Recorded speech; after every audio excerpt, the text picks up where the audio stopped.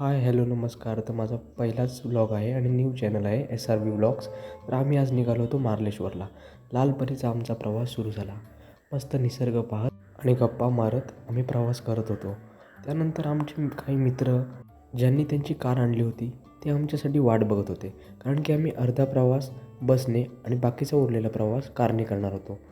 थोड्याच वेळाने आम्हाला त्यांनी पिकअप केलं आणि आमचा कारचा प्रवास सुरू झाला. खूप गप्पा मारत होतो, खूप मजा करत होतो. असा आमचा प्रवास चालू होता आणि आमच्या मित्रांसोबत त्याची आईसुद्धा आली होती. आणि सगळ्यात इंटरेस्टिंग गोष्ट म्हणजे हा आमचा पहिलाच व्लॉग होता आणि मार्लेश्वरच्या दर्शनासाठी पण आम्ही पहिल्यांदाच जाणार होतो. काहीच वेळात मारळ या गावी आम्ही एंट्री केली. तिथलं वातावरण पाहून आम्ही तर खूप फ्रेश फील करत होतो.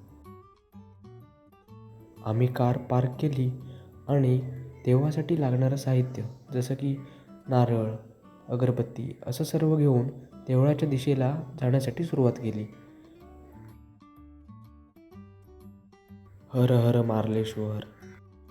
जसं आम्ही पायऱ्या चढत वरती पोहोचत होतो तशी तशी आम्हाला खूप दुकानं दिसत होती. आजूबाजूला खूप हॉटेल्स, नारळ, अगरबत्ती व देवासाठी लागणारे इतर साहित्यासाठी असलेली दुकानंही तिथे होती. आणि तिकडचं दृश्य इतकं सुंदर होतं की ते पाहून आम्हाला खूप आनंद झाला. फायनली आम्ही देवळात पोहोचलो.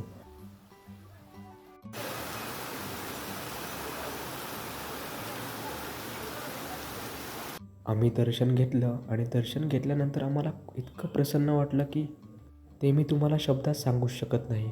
आणि तुम्हालासुद्धा हे एक्सपिरियन्स करायचं असेल तर तुम्हाला एकदा तरी मार्लेश्वरला यावंच लागेल.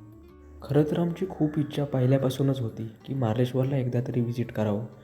पण ते म्हणतात ना, योग आल्याशिवाय काही गोष्टी होत नाहीत. आणि आज फायनली तो दिवस आला होता. आम्ही खूप आनंदात होतो.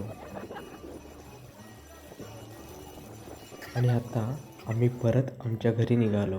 जाता जाता आम्हाला बघा कोणाचं दर्शन झालं. जय श्रीराम.